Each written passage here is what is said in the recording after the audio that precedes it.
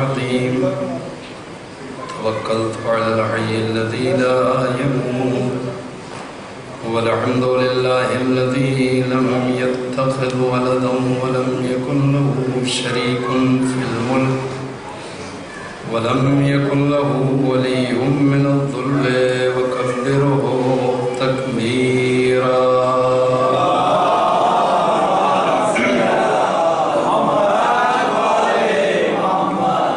وأعوذ بالله من الشيطان اللعين الرجيم بسم الله الرحمن الرحيم الحمد لله رب العالمين بارئ الخلائق أجمعين باعث الأنبياء والمرسلين الصلاة والسلام والتحية والإكرام على بشير النذير السراج المنير شفيع المذنبين المخاطب بطه وياسين الرسول المصدق والنبي المؤيد والمصطفى الأمجد مولانا وسيدنا أبي القاسم محمد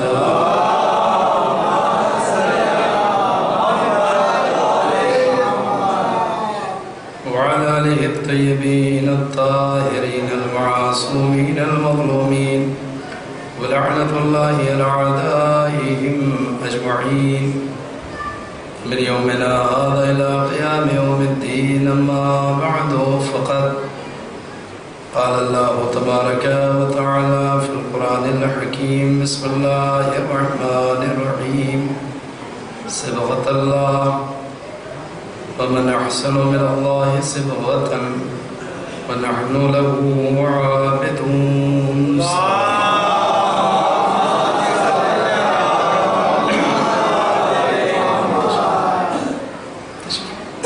ایک اور صلوات پڑھیں محمد والے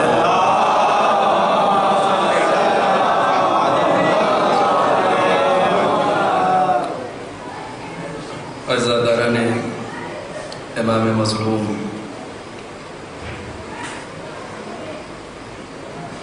کافی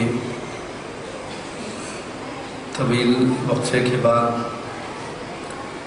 آپ تمام مومنین کی زیارت سے مشرف ہو رہا ہوں اور جو موضوع آپ کے سامنے چسپا ہے اس پر کچھ اپنے معروضات آپ حضرات کی خدمت میں عرض کرنے کی صحیح اور کوشش کروں گا ان 5 دنوں میں، اور یقیناً آپ مسلسل اچھے خطبہ، اچھے علماء سے اچھے عنوانات اور موضوعات پر مسلسل گفتگو سماعت کر رہے ہیں، مگر اس کے باوجود کہ لگاتار یہ فرش ادائے حسینی ہے، لگاتار یہ مجلس و ماتم ہے، لگاتار یہ ذکر سید الشہداء ہے، پھر بھی نہ تھکن کا احساس ہے، نہ کسی اذیت کا احساس ہے کہ صاحب بہت ہو گئی مجلسیں، بہت ہو گیا فرش ادا، بہت ہو گیا گریہ و بکا. ہر نئی مجلس میں پھر اسی انرجی اور اسی ولولے اور اسی جوش اور اسی عقیدت کے ساتھ پھر مومنین نکل پڑتے ہیں سیدہ کو ان کے لال کا پرسہ دینے کے لیے.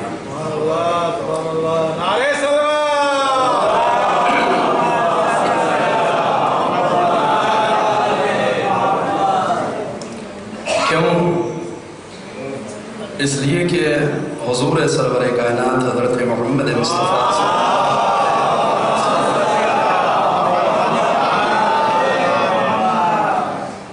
اس چیز کی ضمانت خود دی تھی کہ اِنَّ لِقَتْلِ الْحُسَيْنِ حَرَارَةً فِي قُلُوبِ الْمُؤْمِنِينَ لَا تَبْرُدُ أَبَدًا. قتل حسین سے مومنین کے دلوں میں ایک ایسی آگ روشن ہوگی لا تبرد ابدا، کہ جو ہرگز ہرگز کبھی بھی ٹھنڈی نہیں ہو۔ اس قدر تاکید کے ساتھ اگلا فقرہ کہنے کی ضرورت کیا تھی پیغمبر کو؟ قتل حسین سے مومنین کے قلوب میں ایک ایسی آگ روشن ہوگی، ایک ایسی سوزش، ایک ایسی تپش پیدا ہوگی کہ جسے ہرگز ہرگز ٹھنڈا نہیں کیا جا سکتا، وہ ہرگز سرد نہیں ہونے والی۔ یعنی یہ جملہ خود اشارہ کر رہا ہے کہ اس آگ کو ٹھنڈا کرنے کی کوشش کی جائے گی۔ لا تبرد ابدا، یہ ٹھنڈی نہیں ہوگی، کیا مطلب ہے اس کا؟ اس کا مطلب یہ ہے کہ اس آگ کو بجھانے کی سعی کی جائے گی، کوشش کی جائے گی۔ اور آپ دیکھ لیجئے کہ اس وقت سے لے کر کے آج تک ہر دور میں ایک کام جو باطل نے پابندی سے کیا ہے وہ یہ ہے کہ اس فرش ادائے حسینی کو مٹا دے، اس مجلس و ماتم کو ختم کر دے، اس عزاداری کو تمام کر دے۔ فتوے دیے گئے، قتل کیا گیا لوگوں کو، بم بلاسٹ کیے گئے مجلسوں میں، جلوسوں میں، پیسے دیے خرچ کیے گئے، حکومتیں لگی، تخت و تاج لگا۔ حتی الامکان یہ کوشش کرتا رہا ہر دور میں باطل کسی طریقے سے ذکر سید الشہداء کو ختم کر دے، اور نہ یہ کہ صرف ذکر سید الشہداء بلکہ آثار حسینی کو، قبر حسینی ہی کو ختم کر دیا جائے۔ دیکھیں حکومت لگ گئی، صاحب جو جائے گا زیارت کرنے کے لیے اسے اس قدر بڑا ٹیکس دینا پڑے گا، مگر کوئی سال ایسا نہیں تھا کہ جب زیارت سید الشہداء منقطع ہو گئی۔ لوگوں نے گھر بیچے، جائیدادیں بیچی، پراپرٹیز بیچی، اولادوں کو بیچا، ٹیکس بھرا، کربلا گئے۔ لیکن اگر مقصد پیسہ کمانا ہوتا تو پیسہ تو آ رہا تھا، مقصد پیسہ نہیں تھا، مقصد زیارت حسین کو بند کرنا تھا، نام حسین کو مٹانا تھا۔ لہذا جب یہ اسکیم کام نہ کر سکی تو آپ کے سامنے ساری تاریخ ہے، میں اس سے گزر رہا ہوں تمہیدی طور پر اپنی ابتدائی گفتگو کے حوالے سے۔ پھر کیا ہو؟ بس اب ہاتھ قلم کیے جائیں گے جو کربلا جائے گا۔ تو مشکل دور تھا، ظالم نے سوچا تھا کہ اس طریقے سے شاید یاد سید الشہداء کو لوگوں کے دلوں سے نکال لیا جائے، یا اس حربے سے شاید وہ آگ کی جو قتل حسین سے دلوں میں روشن ہے اسے ٹھنڈا کر لیا جائے۔ بہت توجہ کی، میں ایک لفظ کہنا چاہ رہا ہوں، مگر صبح کو جب آ کر کے سپاہیوں نے خبر دی ہے کہ تمہیں خبر بھی ہے، ذرا باہر نکل کر کے منظر تو دیکھو، انہوں نے یہ سوچا تھا کہ شاید اب سناٹا ہوگا، اب تعطیل ہو گئی، اب زیارت کربلا بند ہو جائے گی۔ کل تک تو ٹیکس تھا، تو جن کے پاس زمینیں تھیں، جائیدادیں تھیں، پراپرٹیاں تھیں، وہ بیچ کر کے آ رہے تھے کربلا جانے کے لیے، مگر جو غریب تھے، تہی دست تھے، جن کے پاس کچھ نہیں تھا، وہ بیچارے دل مار کے گھر میں بیٹھے تھے۔ مگر تو نے تو ایسا اعلان کر دیا کہ اب ہاتھ تو ہر آدمی کے پاس ہے، آزاؤ جوارے تو سبھی کے پاس ہے، ذرا باہر نکل کے دیکھو کتنی طویل قطار ہے۔ لوگ ہاتھ دیتے رہے، کربلا جاتے رہے، قانون اور سخت کیا گیا، 2 لوگ آئیں گے، ایک قتل کیا جائے گا تو دوسرے کو کربلا جانے کی اجازت ملے گی۔ تو توجہ کیجئے، کیا کربلا کو مٹا لیا؟ توجہ کریں آپ، کیا کربلا تمام ہو گئی؟ کیا ذکر کربلا ختم ہو گیا؟ کیا مجلسیں ختم ہو گئی، یا زائرین نے تعطیل کر دی کربلا میں؟ بہت توجہ کیجئے، آپ دیکھیں کہ کربلا جانے والے ہر دور میں جاتے رہے، جو بھی اذیتیں، جو بھی مشکلات، جو بھی پریشانیاں تھیں، مگر زائرین کربلا جاتے رہے۔ مگر چند سال پہلے، اب اگر یہ مجمع میرے ساتھ ہے تو میں ایک جملہ کہنے جا رہا ہوں، چند برس پہلے جب دشمنان خدا کا ایک گروہ داعش کی صورت میں عراق میں قابض ہوتا ہے اور یہ اعلان کرتا ہے کہ اس سال ہم 40 حسینی نہیں ہونے دیں گے، اس سال ہم 40 پہ زائرین کربلا کو نہیں کربلا آنے دیں گے، اور اگر لوگ آئیں گے زیارت کے لیے تو ہم بمباری کریں گے، ہم بلاسٹ کریں گے۔ خطرات ہیں، شدید جان کا خطرہ، مال کا خطرہ، مشکلات ہیں، توجہ کیجیے گا۔ پھر کیا ہوا؟ تاریخ گواہ ہے کہ اس دھمکی کے پہلے جو تعداد زائرین کی کربلا جانے والوں کی تھی وہ لاکھوں میں تھی، لاکھوں میں تھی۔ کوئی جذباتی فضرہ نہیں ہے، تو بالکل تاریخ کے تناظر میں عرض کر رہا ہوں، اٹھا کر کے ہسٹری دیکھ لیجیے۔ اس دھمکی سے پہلے کربلا زائرین کی جو جماعت جاتی تھی، جو افراد کربلا جاتے تھے، ان کی تعداد لاکھوں میں تھی، مگر جس سال یہ دھمکی دے دی گئی اس کے بعد سے تعداد کروڑوں میں بڑھتے اس سال 5 کروڑ تک پہنچ گئی۔ ایک جملے تک آپ کو لے کے آنا چاہ رہا ہوں، پیغمبر یہ کہہ کے گئے تھے قتل حسین سے مومنین کے دلوں میں ایک ایسی آگ روشن ہوگی لا تبرد ابدا، جسے ہرگز ٹھنڈا نہیں کیا جا سکتا۔ دشمن کوشش کرتا رہا، فتوے دیے جاتے رہے، مجلسیں بند ہو جائیں، ذکر سید الشہداء بند ہو جائے، دھمکیاں دی جاتی رہیں کہ زیارت کربلا بند ہو جائے، مگر جیسے جیسے فتوے بڑھتے گئے ویسے ویسے مجلسیں بڑھتی گئیں، جیسے جیسے دھمکیاں بڑھتی گئیں ویسے ویسے زائرین کی تعداد بڑھتی گئی۔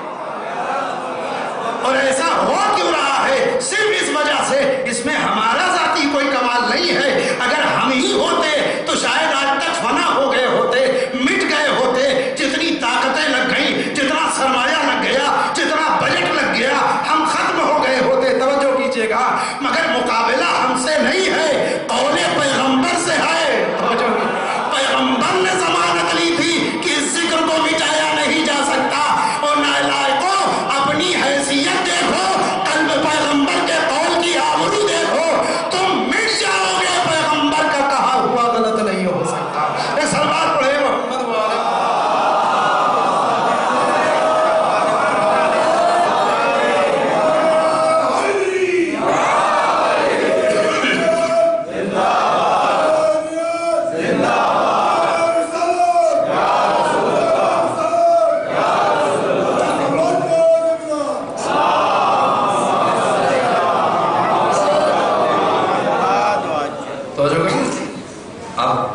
اپنے ارد گرد کا جائزہ لے لیں، ہر سال مجلسوں میں اضافہ ہے یا کچھ کمی ہے؟ پوری دنیا میں جس خطے میں جائیے، کسی گاؤں میں جائیے، کسی دیہات میں جائیے، کسی شہر میں جائیے، وہاں کے مومنین سے آپ پتہ کریں کہ بتائیے 5 سال پہلے آپ کے یہاں جتنے جلوس تھے، جتنی مجلسیں تھیں، اس میں کچھ کمی آئی ہے؟ آگے بڑھو، توجہ کریں۔ کیا سے 5 سال 10 سال 20 سال پہلے جتنا آپ پیچھے چلے جائیں گے اتنا لوگوں کے پاس فرصت زیادہ تھی، وقت زیادہ تھا۔ جتنا آگے آ جائیے گا 2017 تک اس قدر لوگوں کے اندر فرصت کم ہوتی جا رہی ہے، مگر یہ اعجاز نہیں تو اور کیا ہے کہ فرصت کم ہو رہی ہے، جلوس بڑھتے جا رہے ہیں، مجلسیں بڑھتی جا رہی ہیں۔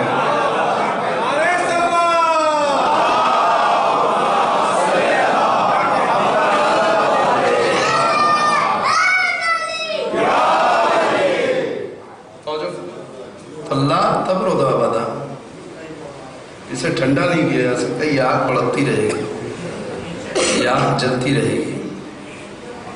ایک اور صلوات پڑھ دیں محمد والے۔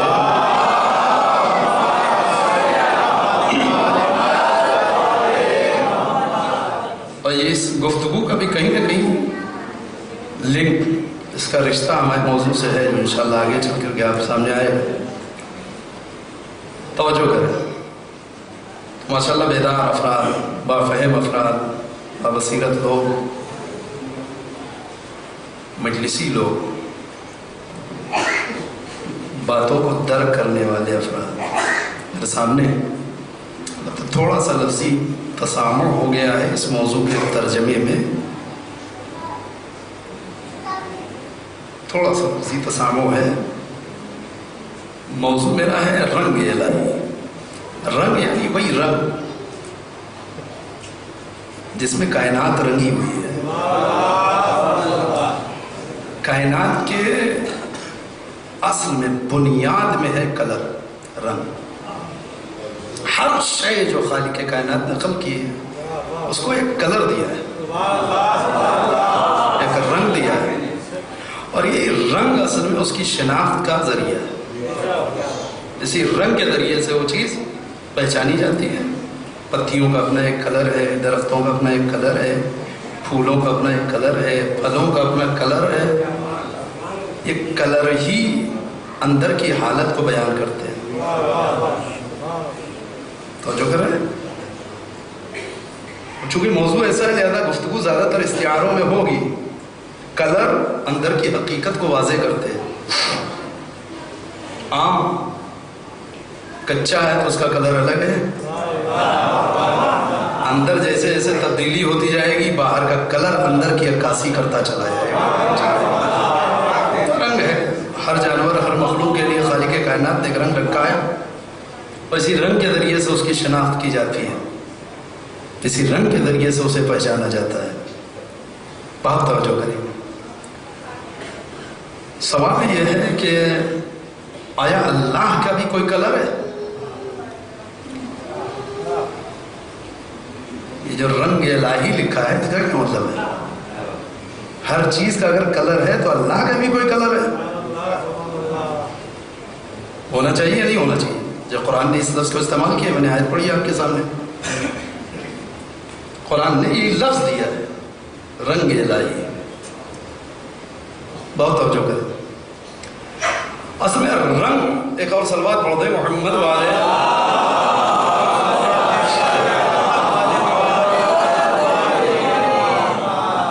ایک اور صلوات پڑھ دیں محمد.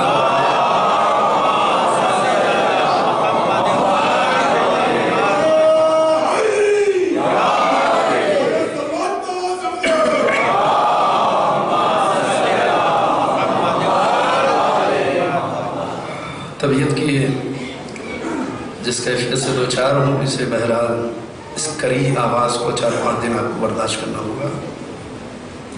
یہ کہ اگر آپ کی دعائیں شامل حال نہیں تو دعا بہرحال کھا رہا ہوں، کچھ اثر پیدا ہو. اللہ کا بھی ایک رنگ ہے. بہت توجہ کریں. جیسے ہر چیز کا اپنا ایک رنگ ہے، ہر چیز کا اپنا ایک کلر ہے، جیسے اللہ کا بھی ایک کلر ہے. ایک ہے وہ مادی کلر جسے ہم رنگ کہتے ہیں. عمارتوں میں، چیزوں میں، درختوں میں، پھولوں میں، کپڑوں میں، لباس میں، ہر جگہ وہ کلر پایا جاتا ہے. مگر اسی کے ساتھ ساتھ ایک رنگ اور ہے. میں بہت توجہ کیا، اصل میں وہ والا رنگ ہمارا موضوع ہے. وہ رنگ کون سا ہے؟ وہ رنگ اصل میں اگر صحیح اس کا اردو میں ترجمہ کیا جائے تو علماء کی موجودگی میں جسارت کرو، اسے لغت مت دیکھیے گا. رنگ بمانی ڈھنگ ہے. توجہ کریے. اور یہ اسی کے ساتھ استعمال ہوتا ہے رنگ ڈھنگ. شدید شباہت کو بھی رنگ کہتے ہیں. جب کسی چیز سے شباہت بہت زیادہ شدید ہو جائے تو اسے بھی رنگ کہا جاتا ہے. آج تو مولانا نے فلاں صاحب کے رنگ میں مجلس پڑھی ہے. یہ کیا تھا؟ یہاں رنگ سے مراد وہ مادی کلر نہیں ہے، یہاں رنگ سے مراد ہے شدید شباہت. ایسی گفتگو کی کہ فلاں صاحب کی شبیہ بن گئے تھے، فلاں صاحب کی شباہت دکھ رہی تھی. ٹھیک ہے، اسے بھی کہتے ہیں رنگ. خوب آج کل فلاں صاحب کے رنگ ڈھنگ بدلے ہوئے. یہ محاورے ہیں کہ جو یہ لفظ ہے کہ ہم محاوروں میں استعمال کرتے ہیں. اور صاحب جب سے نوکری لگی ہے ان کا تو رنگ ہی نہیں ملتا ہے. یہ سب بھی رنگ ہے. انسان کس چیز سے اپنی شباہت پیدا کرتا ہے وہی اصل میں اس کا رنگ ہے. اور توجہ کریں. میں گفتگو بہت آسان کر کے چاہ رہا ہوں، میں نوجوانوں اور بچوں تک بھی پہنچ جائیں. کسی چیز سے شدید شباہت کو بھی اصل میں رنگ کہتے ہیں. اور اصل میں قرآن جو گفتگو کر رہا ہے وہ اسی رنگ کے اعتبار سے کر رہا ہے. جس وقت اسلام آیا وہ زمانہ، وہ دور وہ تھا کہ جب مکے میں اور مدینے میں 3 ادیان یا 3 قسم کے عقائد اور نظریات رکھنے والے لوگ پائے جاتے تھے: عیسائی، یہودی اور کفار. آہستہ آہستہ اسلام آگے بڑھنے لگا، لوگ کلمہ پڑھنے لگے، مسلمان ہونے لگے. ایسے میں جب مسلمانوں کی ملاقات، اب یہاں سے روایتیں ذرا سا فرق کرتی ہیں. بعض جگہوں کے اوپر جو معصومین کے اقوال ہیں، حتیٰ کہ خود اصول کافی وغیرہ میں اس میں نصرانیوں کے سلسلے میں گفتگو ہے. بعض تفاسیر نے یہودیوں کے لیے بھی لکھا ہے کہ یہ لوگ مسلمانوں کو چھیڑنے کے لیے، پریشان کرنے کے لیے کچھ نہ کچھ روز ایک نئی مشکل مسلمانوں کے لیے پیدا کیے رہتے ہیں. اچھا، مسلمان بیچارے جو بھی تازہ مسلمان تھے تو ہر بات دل پہ لے لیتے تھے، ایک ان کی مشکل تھی. اور فوراً آ کر کے پیغمبر کی خدمت میں سب یہودی تو یہ کہہ رہے ہیں، عیسائی تو یہ کہہ رہے ہیں. کتنی آیتیں تو اسی وجہ سے قرآن مجید میں نازل ہے کہ ان کے تانے یا ان کے طنز سن کے آتے تھے اور پیغمبر کی بارگاہ میں آ کر، نہیں اس کا کوئی علاج ہونا چاہیے، نہیں اس کا کوئی جواب ہونا چاہیے، پیغمبر اسلام کو مجبور کرتے تھے اور پروردگار عالم کوئی آیت نازل کرتا تھا. تو چونکہ اصول کافی نصرانیوں کے لیے لکھا ہے، لہذا اسی حوالے سے میں گفتگو کروں. کہتے شام کو ہوتا ہے کہ لوگ فری ہوتے ہیں، تو وہ واٹس ایپ کا زمانہ تو تھا کہ لوگ فری نہ ہوں، اپنے اپنے گھروں میں رہیں. جب تک یہ واٹس ایپ، انٹرنیٹ اور فیس بک نہیں تھا، لوگ فری ہوتے تھے شام کو. گاؤں میں، دیہاتوں میں لوگ ایک جگہ کے اوپر اکٹھا ہوتے تھے، تبادلہ خیال ہوتا تھا، گفتگو ہوتی تھی، کیا کیا مشکلات ہیں، شہر کے حالات کے اوپر گفتگو ہوتی تھی. تو شام کو جب یہ لوگ بیٹھتے تھے کسی جگہ کے اوپر، تو ظاہر ہے کہ وہاں یہودی بھی ہیں، وہاں نصرانی بھی ہیں، وہاں مسلمان بھی، کفار بھی. تو نصرانیوں نے مسلمانوں کو پریشان کرنا شروع کیا. کیا صاحب ایسا ہی کہ آپ لوگ تھوڑا دور بیٹھا کیجیے ہم سے،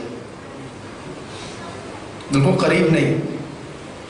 کہا کیوں، کیا کمی ہے ہمارے اندر، کیوں ہم دور بیٹھے؟ کہ نہیں، آپ لوگ اس قابل نہیں ہیں کہ آپ بالکل ہمارے پہلو میں بیٹھیں. مگر کیوں؟ کہ اس میں ہمارے دین میں، ہمارے مذہب میں ایک قانون ہے، اور وہ قانون یہ ہے کہ ہمارے یہاں جب کوئی بچہ پیدا ہوتا ہے تو ہم اسے زعفرانی رنگ کے ایک پانی سے غسل دیتے ہیں. زعفران کو پانی میں گھول کر کے اس کا جو کلر آتا ہے، اس کلر کے پانی سے ہم بچے کو غسل دیتے ہیں. اور ہمارا عقیدہ یہ ہے کہ جب تک کسی بچے کو اس زعفرانی کلر کے پانی سے غسل نہ دیا جائے وہ بچہ پاک نہیں ہوتا. تو چونکہ ہمارے عقیدے اور ہمارے دین میں یہ چیز موجود ہے، لہذا ہم لوگ طیب و طاہر ہیں. تمہارے اسلام میں ایسی کوئی چیز ہے نہیں، لہذا ہمارے نظریے کے مطابق تم طیب و طاہر پاکیزہ نہیں. لہذا آپ لوگ آئیے، تشریف رکھیے، مگر ذرا سا دور. اور بتائیے مسلمانوں کو بیچاروں کو کتنا دل پہ لگے یہ بات. اچھا، یہ لوگ اتنا ایڈوانس، اسلام اتنا پیچھے ہے، ان کے پاس یہ طریقہ، اسلام نے ایسا کوئی قانون کیوں نہیں دیا؟ لوگ دوڑتے ہوئے پیغمبر اسلام خدمت، یا رسول اللہ. آپ کو معلوم ہے کہ ہم لوگ باہر نکلتے ہیں، بازاروں میں جاتے ہیں تو نصرانی سب ہمیں تنگ کرتے ہیں، طنز کرتے ہیں. کس بات پہ؟ کہ ان کے دین نے، ان کے مذہب نے انہیں ایک طریقہ، ایک کلر دیا ہے. کہ وہ کون سا؟ کہا ان کے یہاں جب کوئی بچہ پیدا ہوتا ہے تو اس زعفرانی کلر کے پانی سے غسل دیتے ہیں. کہ پھر کہ ان کے عقیدے کے مطابق اسی پانی سے وہ بچہ طیب و طاہر ہوتا ہے، پاکیزہ ہوتا ہے. اسلام نے ایسا کچھ کیوں نہیں رکھا؟ پیغمبر خاموش تھا. پر نہیں یا رسول اللہ، آپ ہمارے لیے بھی کوئی کلر پسند کر دیجیے تاکہ آج سے اب ہمارے یہاں جب کوئی بچہ پیدا ہوگا ہم بھی اسی کلر کے پانی سے بچے کو غسل دیں گے تاکہ کل کو اسے آنکھیں ملا کے کہے نالائق ہو اگر تم لوگ زعفرانی کلر کے پانی سے نہا کے پاک ہوتے ہو تو ہم لوگ فلاں کلر کے پانی سے نہا کے پاک ہوئے. توجہ کریں پیغمبر کیا کریں؟ ما ينطق عن الهوى ان هو الا وحی یوحی. اپنی خواہش سے تو یہ پیغمبر بولتا ہی نہیں, اپنی مرضی سے کوئی گفتگو ہی نہیں کرتا جب تک کہ وحی الہی نہ ہو جائے. پیغمبر خاموش. مسلمان بدید ہمارے لیے کوئی کلر پسند کر دیں آپ طے کر لیں. یعنی اتنا شعور باقی تھا کہ ایک کلر بھی طے کرنا تھا تو پیغمبر سے کرا رہے تھے, خود سے کلر نہیں طے کیا تھا. یہ شعور بعد پیغمبر کہاں چلا گیا تھا؟ ایک کلر کا انتخاب ہونا, پوری ملت اسلامیہ کے لیے ایک کلر منتخب کیا جائے گا. اگر یہ لوگ زعفرانی کلر کے پانی سے غسل کر کے پاک ہوتے ہیں تو پیغمبر ہمارے لیے کوئی کلر منتخب کر دے, اسی کلر کے پانی سے ہم بھی اپنے بچوں کو غسل دیا کریں گے. دیکھ رہے کتنا بچکانہ سوال ہے. یہ وہ ابتدا ہے مسلمانوں کی کہ جہاں اسلام کے معنی کچھ اور ان کے ذہنوں تک ابھی نہیں پہنچے. چند لوگوں نے چھیڑ دیا, چند لوگوں نے طنز کر دیا, تو اب اسی میں بدید ہے کہ کوئی کلر منتخب ہو جائے. پیغمبر خاموش. جب بات بہت زیادہ آگے بڑھی تو ایک مرتبہ قرآن مجید کی ایک آیت نازل ہوتی ہے. بسم اللہ الرحمن الرحیم. صبغۃ اللہ وما احسن من اللہ صبغۃ وَنَحْنُ لَهُ عَابِدُونَ. پیغمبر یہ لوگ آپ کی بارگاہ میں کلر پسند کرانے آئے ہیں, یہ لوگ آپ سے رنگ پسند کرانے آئے ہیں. ان سے یہ کہہ دیجئے کہ اللہ کے رنگ میں رنگ جائیں. صبغۃ اللہ, ان سے یہ کہیے کہ اللہ کے رنگ میں رنگ جائیں. کیوں؟ وَمَا أَحْسَنُ مِنَ اللَّهِ صِبْغَةً. اس پوری دنیا میں اللہ کے رنگ سے اچھا کوئی رنگ نہیں ہے. سروار پڑھیے محمد والے.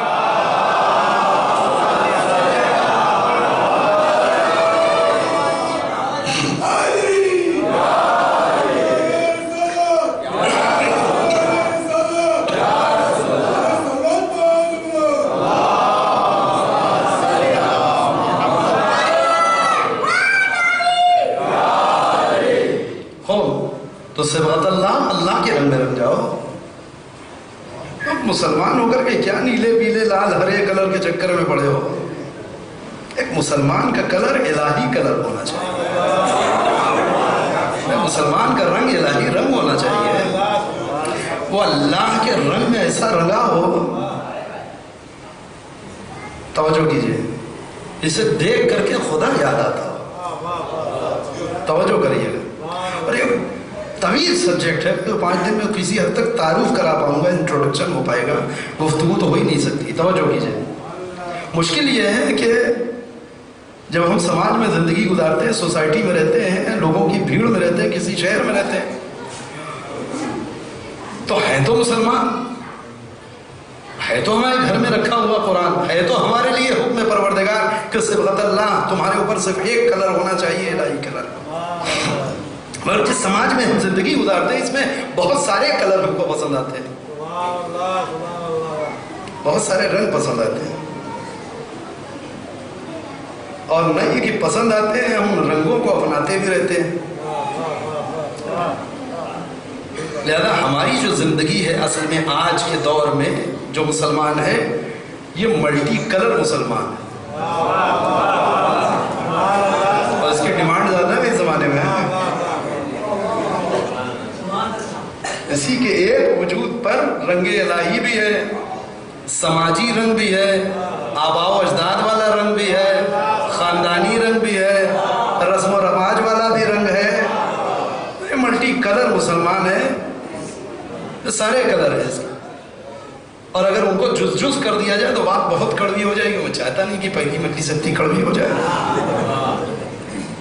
ٹھیک ہے کہ ہماری زندگی میں جو الگ الگ کلر نظر آتے ہیں, وہ کون سا کلر کس مذہب کس دھرم سے ہم نے لیا ہوتے ہیں. آپ اس پہ غور کریے گا. اور یہ مشکلات ہے, جبکہ قرآن اس کی اجازت نہیں دیتا. قرآن کہہ رہا ہے مَن یبتغِ غیر الاسلام دینا فلن یقبل منہ. اگر تمہارے وجود پہ اسلام کے علاوہ کوئی اور کلر آیا تو ہم اسے قبول کرنے والے نہیں ہیں۔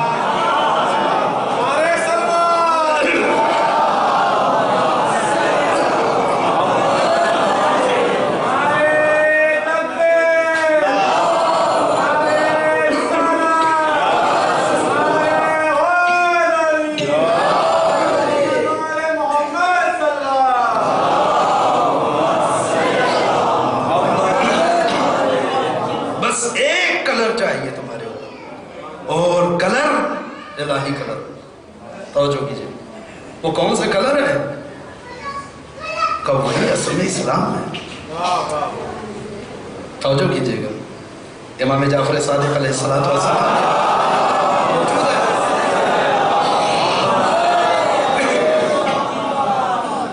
یہ روایت میں موجود ہے کہ لوگوں نے آ کر کے ما صبغت اللہ، الہی کلر سے مراد کیا ہے؟ امام کہتے ہیں الاسلام، اسلام کے علاوہ تھوڑی کوئی الہی کلر ہے۔ اللہ یہ چاہتا ہے کہ سر سے لے کر کے پیر تک مسلمان رہو اور زندگی کے ہر شعبے میں مسلمان رہو۔ تھوڑی ہے کہ مسجد میں آ گئے ہو تو الہی کلر میں رنگے ہو، آفس گئے تو آفس والے کلر میں، بازار گئے تو بازار کے کلر میں۔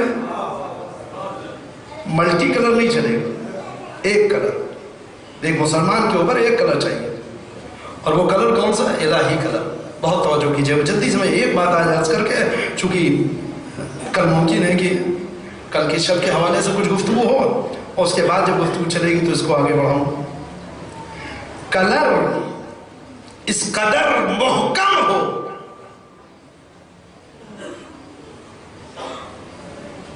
کہ ہلکی سی آنچ اور ہلکی سی تپش سے اتر نہ جائے۔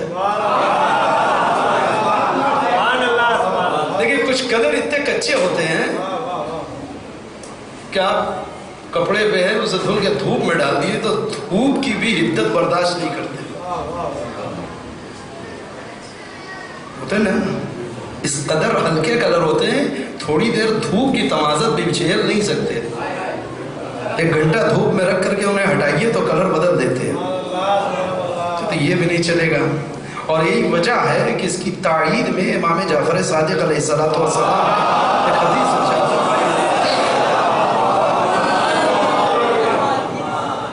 امام فرماتے ہیں کہ ان المؤمن اشد من ضبر الحدید، مومن کسی کمزور آدمی کا نام تھوڑی نا،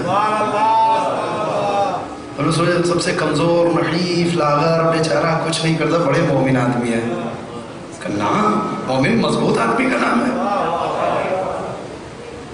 مومن محکم ہے، حتی لوہے سے زیادہ محکم ہے۔ دنیا میں اس کائنات کے سسٹم میں اللہ نے جتنی چیزیں خلق کی ہیں سب سے محکم چیز کا نام لوہا ہے۔ امام کہتے ہیں مومن ایک لوہے سے زیادہ مضبوط اور محکم ہوتا ہے۔ کیوں؟ وہی لفظ کلر ہے، توجہ کیجئے گا۔ کیسے طے ہوگا کہ مومن زیادہ محکم ہے یا لوہا زیادہ محکم ہے؟ یہ زیادہ مضبوط ہے یا لوہا زیادہ مضبوط ہے؟ امام کہہ رہے ہیں نہیں، لوہا کمزور ہے، مومن مضبوط ہے۔ مولا کیسے؟ کہ آگ میں ڈال دو لوہے کو، اذا ادخل فی النار یتغیر، لوہے کا عیب یہ ہے، لوہے کی کمزوری یہ ہے کہ جب اسے آگ میں ڈال دیا جاتا ہے تو اپنا رنگ بدل دیتا ہے۔ آگ کی بھٹی میں اسے ڈال دیا جائے تو اس کا کلر تبدیل ہو جاتا ہے۔ وَإِنَّ الْمُؤْمِنَ إِذَا قُتِلَ ثُمَّ نُشِرَ ثُمَّ قُتِلَ لَمْ يَتَغَيَّرْ قَلْبُهُ، مگر مومن اس مضبوط ذات کا نام ہے کہ اسے قتل کر کے ہوا میں بکھیر دیا جائے، پھر زندہ کیا جائے، پھر قتل کیا جائے، اس پر سے رنگ الہی اترتا نہیں ہے۔ سلوات پڑھتے ہیں محمد والے۔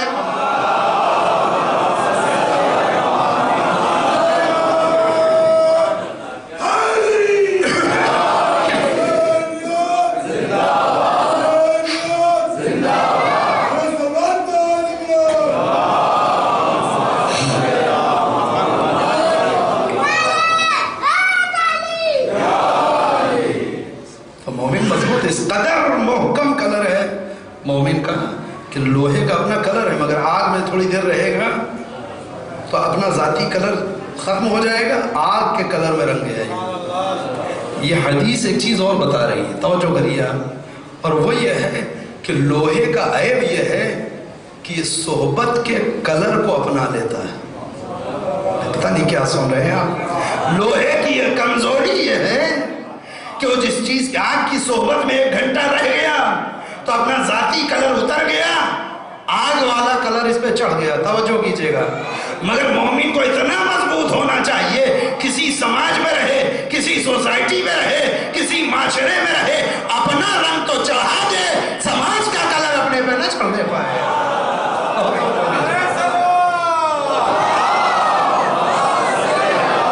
صحبتوں کا اثر مومن کے اوپر نہیں ہوتا. وہ کہے کیا کریں مولانا, آپ کو کیا معلوم, آپ تو منبر سے بیان کر دیجئے گا, مگر جس علاقے میں ہم رہتے ہیں ہم ہی جانتے ہیں. ہماری مشکل ہے, ہم پردہ نہیں کرا سکتے. یہ کیا ہے؟ یہ وہ مومن ہے کہ جس کا کلر کچا ہے, سماج میں رہ رہا ہے, اس کے رنگ میں رنگ گیا ہے. قرآن کے نص سے بغت اللہ ایک کلر, اور وہ الہی کلر. توجہ کیجئے گا, وہ الہی کلر اس قدر محکم کلر ہو کہ آگ لوہے کا کلر تو بدل دے. اب دیکھیے اذیتوں کی اگر فہرست بنائی جائے تو سب سے سخت ترین جو اذیت ہے وہ آگ ہے. ٹھیک ہے, اس سے زیادہ دردناک اور اذیتناک کوئی چیز نہیں ہو سکتی ہے. امام کہتے ہیں کہ آگ لوہے کا کلر تو اتار سکتی ہے, مگر مومن کو کسی بھی مصائب و آلام کی بھٹی میں تپا دیا جائے, اس کے اوپر سے رنگ ایمانی اترتا نہیں. لیکن اس تمام آج کی توجہ کیجئے گا. ان المؤمن اذا قتل ثم نشر ثم قتل لم يتغير قلبه, اس کا قلب تبدیل نہیں ہوتا, اس کا دل بدلتا نہیں, اس کا رنگ اترتا نہیں. قتل کیا جائے, ہوا میں بکھیر دیا جائے, پھر زندہ کیا جائے, پھر قتل کیا جائے. امام ڈبل ڈبل کہہ رہے ہیں, توجہ کیجئے گا. یہ لہجہ ایک میدان میں اور سننے کو ملا,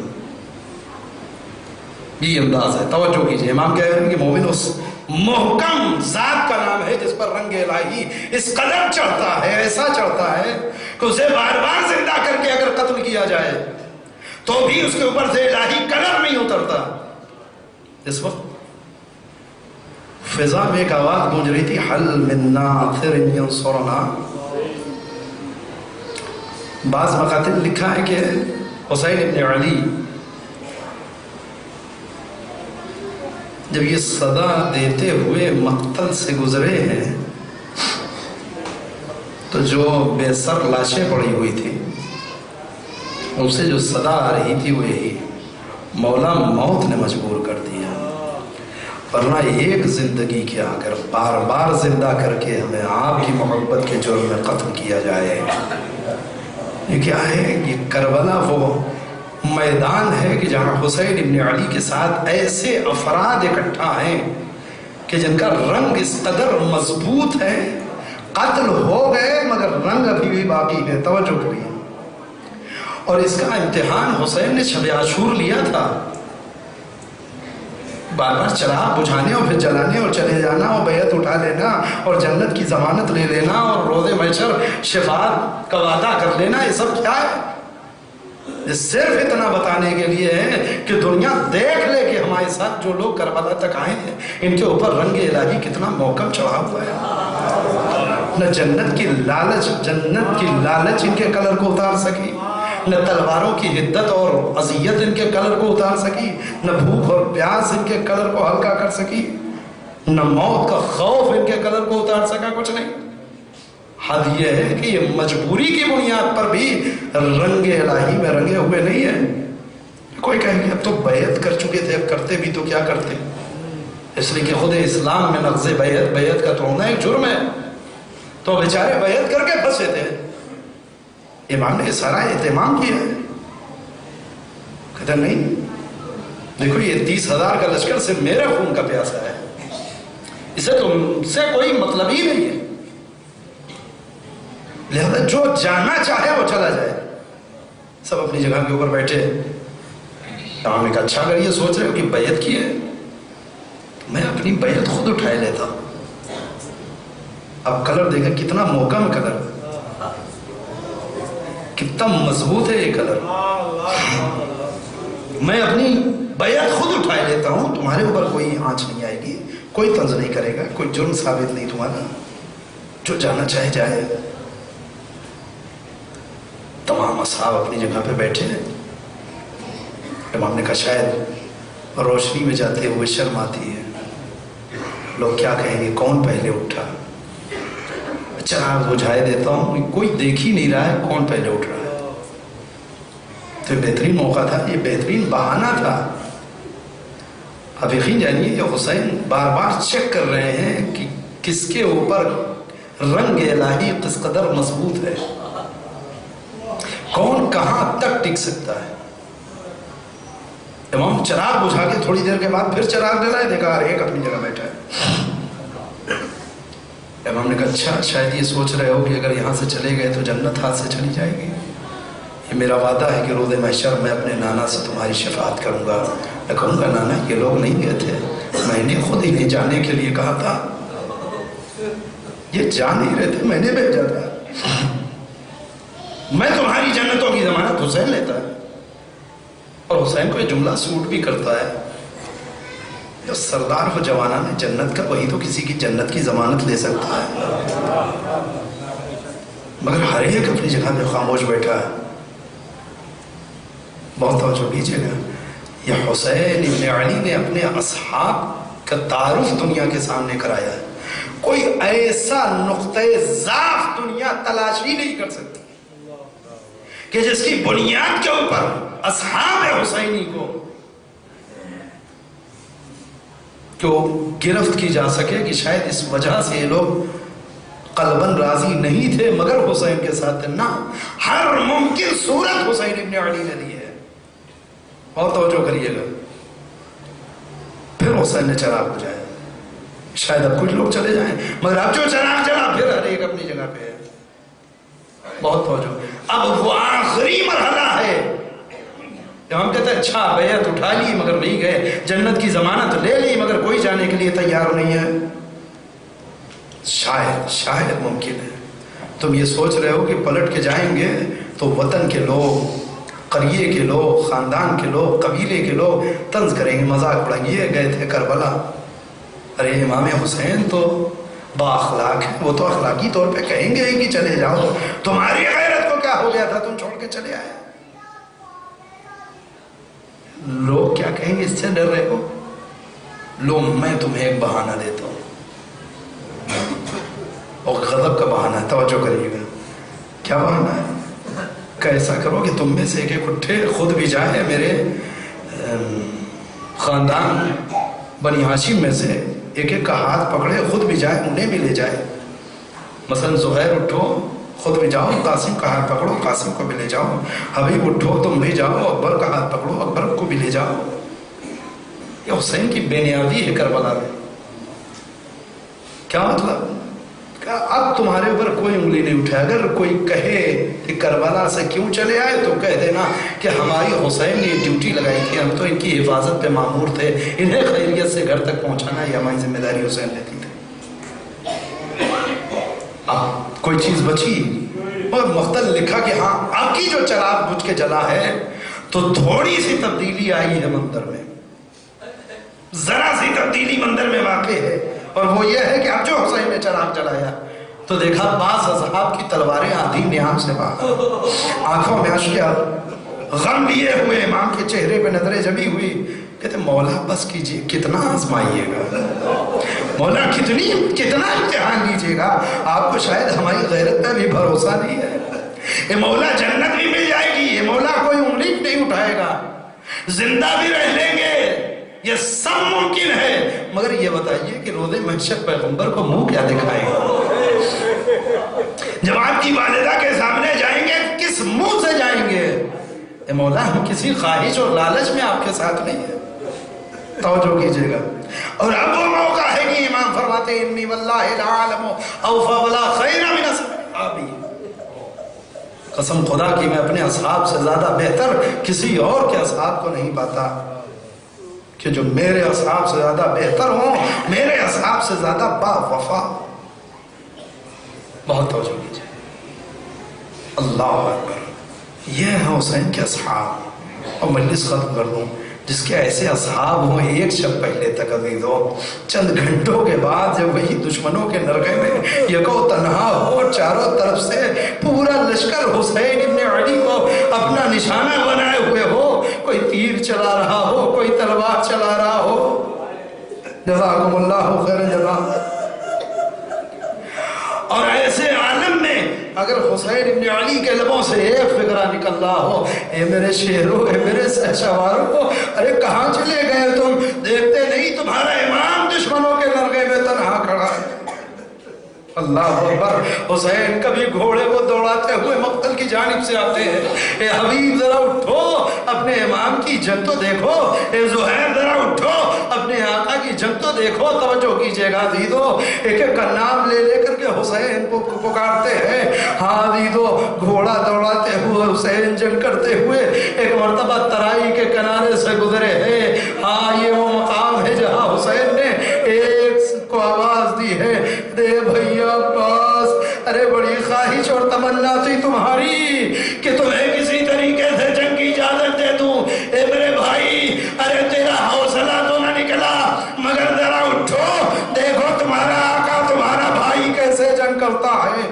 عزیزو، اس کے بعد مقتل کہتا ہے کہ امام نے تلوار کو نکالا ہے اور اس طریقے سے دشمنوں کے لشکر کے اوپر حسین جھپٹے ہیں کہ مقتل نے عجب فقرہ لکھا. کہتا ہے کہ میں نے اپنی زندگی میں حسین سے زیادہ بہادر کوئی دوسرا آدمی نہیں دیکھا.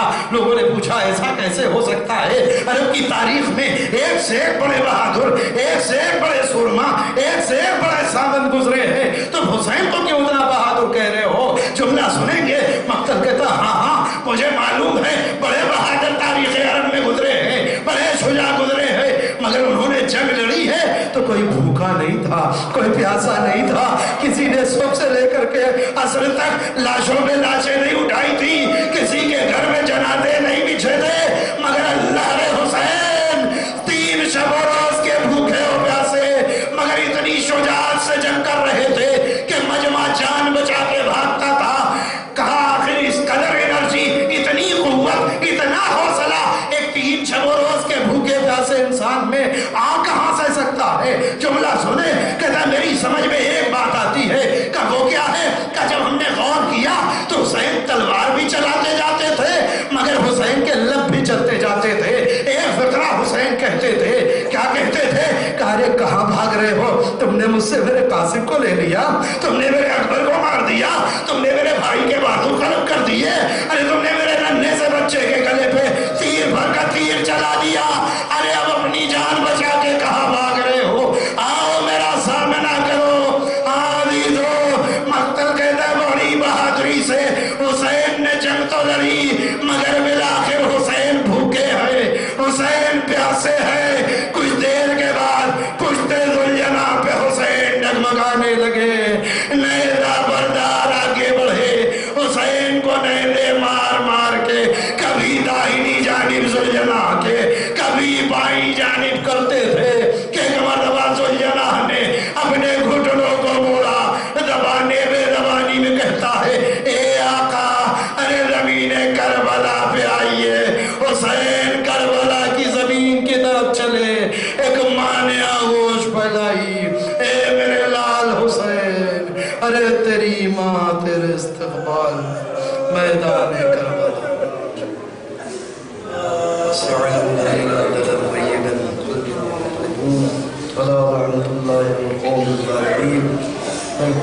تقبل منا انك انت السميع العليم. بارنا ہمارے اس عمل کو قبول فرما، ہمارے گناہ کبیرہ و صغیرہ کو بخش دے. ہمیں اس وقت دنیا سے نہ اٹھا جب تک کہ تیری والے محمد کے ساتھ ہم سے راضی و خوشنود نہ ہو جائے. پروردگار پوری دنیا میں جہاں کہیں بھی محبان اہل بیت بستے ہیں ان سب کی جان مال عزت و آبرو کی حفاظت فرما. جو نوجوان اپنا گھر بار چھوڑ کر کے مقامات مقدسہ کی حفاظت کے لیے سامرہ میں، کاظمین میں، کربلا میں، سیریا میں میدان جنگ میں جنگ لڑ ان سب کی جان مال عزت و آبرو کی حفاظت فرما. پروردگار پرچم اسلام کو سر بلندی عطا فرما، پرچم کفر و نفاق کو سر نگوں قرار دے دے. وارث کربلا منتخب خون حسینی ہمارے زمانے کے امام کے ظہور میں تعجیل فرما، ہم سب ان کے اعمال انصار میں شریک فرما۔ ربنا تقبل منا انک انت السمیع العلیم۔ ایک بار